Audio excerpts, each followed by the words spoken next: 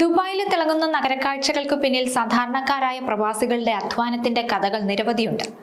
കുറഞ്ഞ ചിലവിൽ ജീവിതം മുന്നോട്ട് നയിക്കാൻ കൂട്ടുകാർക്കൊപ്പം ഫ്ളാറ്റുകൾ പങ്കിട്ടും ബെഡ് സ്പേസുകൾ കണ്ടെത്തിയും കഴിഞ്ഞിരുന്ന യുവ പ്രൊഫഷണലുകൾക്ക് ഇപ്പോൾ കടുത്ത ആശങ്കയുടെ കാലമാണ്. എങ്ങനെയാണ് നഗരത്തിലെ റിയൽ എസ്റ്റേറ്റ് രീതികൾ ഇത്രയധികം മാറി മറിഞ്ഞത്? ആയിരക്കണക്കിന് പ്രവാസികളുടെ സ്വപ്നങ്ങളെയും ബജറ്റിനെയും ഒരുപോലെ ഉലച്ചു കളഞ്ഞ ആ പുതിയ നിയമങ്ങളുടെ യാഥാർത്ഥ്യം എന്താണ്? സുരക്ഷയുടെ പേരിൽ അധികൃതർ നടപ്പിലാക്കുന്ന ഈ കർശന നടപടികൾ പ്രവാസി സമൂഹത്തിൽ എങ്ങനെയാണ് മാറ്റങ്ങൾ ഉണ്ടാക്കാൻ പോകുന്നത് തുടങ്ങിയ ചോദ്യങ്ങളാണ് ഇപ്പോൾ ഉയർന്നു വരുന്നത്.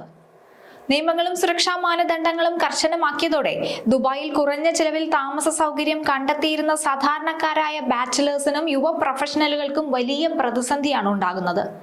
ഫ്ളാറ്റുകൾ പങ്കുവച്ചും ബെഡ് സ്പേസ് വാടകയ്ക്കെടുത്തും ജീവിത ചെലവ് കുറച്ചിരുന്ന പ്രവാസികൾക്ക് പുതിയ താമസ നിയമം കടുത്ത തിരിച്ചടിയാവുകയാണ്.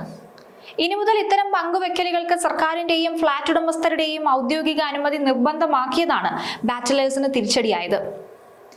നിയമവിരുദ്ധമായ ബെഡ് സ്പേസുകൾ, അനധികൃത പങ്കുവെക്കലുകൾ, കെട്ടിടങ്ങളിൽ ആളുകളെ കുത്തിനിറച്ചുള്ള താമസം എന്നിവ പൂർണ്ണമായും തടയാനാണ് അധികൃതരുടെ നീക്കം. പങ്കുവെച്ചുള്ള താമസം പൂർണ്ണമായി നിരോധിച്ചിട്ടില്ലെങ്കിലും നിയമപരമായ ചട്ടക്കൂടിനുള്ളിൽ മാത്രമേ ഇനി ഇത് അനുവദിക്കൂ. ഇനി സബ്ലെറ്റിങ്ങിനെ കുറിച്ചാണ്.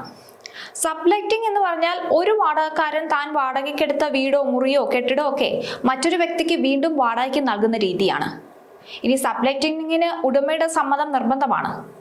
വാടകക്കാരൻ സ്വന്തം ഇഷ്ടപ്രകാരം മറ്റൊരാൾക്ക് മുറിയോ ബെഡ് സ്പേസോ മറിച്ച് നൽകുന്നത് പുതിയ നിയമപ്രകാരം പൂർണ്ണ നിരോധനത്തിൽ ആക്കിയിട്ടുണ്ട്.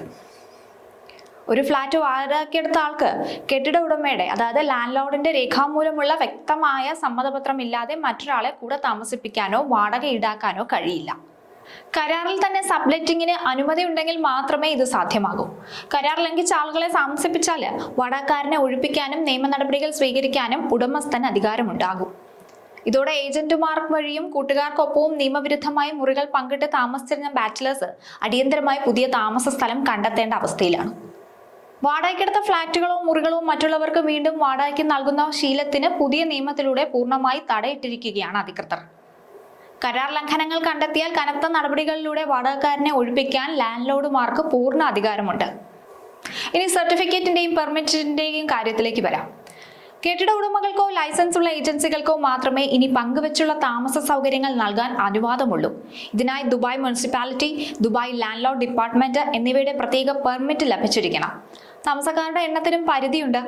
ഓരോ മുറിയിലും താമസിക്കാവുന്ന ആളുകളുടെ എണ്ണത്തിൽ കൃത്യമായ പരിധി ഉണ്ടാകും. ഫ്ളാറ്റുകൾക്കുള്ളിൽ ബോർഡുകളോ തടസ്സങ്ങളോ ഒക്കെ വെച്ച് താൽക്കാലികമായി നിർമ്മിക്കുന്ന മുറികൾ പൂർണ്ണമായും നിരോധിച്ചിട്ടുണ്ട്. തീപിടുത്തത്തിനെതിരെയുള്ള സുരക്ഷ, ശുചിത്വം, കാറ്റും വെളിച്ചവും ഉറപ്പാക്കൽ തുടങ്ങിയ സുരക്ഷാ മാനദണ്ഡങ്ങൾ പാലിക്കുന്ന കെട്ടിടങ്ങൾക്ക് മാത്രമേ 1 വർഷത്തെയോ 2 വർഷത്തെയോ പെർമിറ്റ് ലഭിക്കൂ. അനധികൃത ബെഡ് സ്പേസ് പരസ്യങ്ങൾ നൽകുന്നവർക്കെതിരെയും നിയമം ലംഘിച്ച ആളുകളെ താമസിപ്പിക്കുന്നവർക്കെതിരെയും ശക്തമായ നടപടി ഉണ്ടാകും. ചട്ടങ്ങൾ ലംഘിക്കുന്നവർക്ക് കനത്ത തുകയാണ് പിഴയായി ഈടാക്കുക. ലംഘനത്തിന്റെ തോതനുസരിച്ച് 5 ലക്ഷം ദിർഹം വരെ പിഴ ചുമത്താൻ പുതിയ നിയമത്തിൽ വ്യവസ്ഥയുണ്ട്. സുരക്ഷിതവും നിയമപരവുമായ ഒരു നഗര സംവിധാനം ലക്ഷ്യമിട്ടുള്ള ദുബായ് സർക്കാരിന്റെ പുതിയ ചട്ടക്കൂട് പ്രവാസ ലോകത്ത് വലിയ അലയൊലികളാണ് സൃഷ്ടിക്കുന്നത്. വീട്ടുവാടക ക്രമാതീതമായി ഉയരുന്നത് സാധാരണക്കാരായ തൊഴിലാളികളുടെയും യുവ പ്രൊഫഷണലുകളുടെയും ഒക്കെ മാസ ബജറ്റുകളെ തെറ്റിക്കുന്നതാണ്. എങ്കിലും വൻതുക പിഴയും കർശന നിയമ നടപടികളും ഭയന്ന് എല്ലാവരും നിയമപരമായ മാർഗങ്ങൾ തേടാൻ നിർബന്ധിതരായിരിക്കുകയാണ്.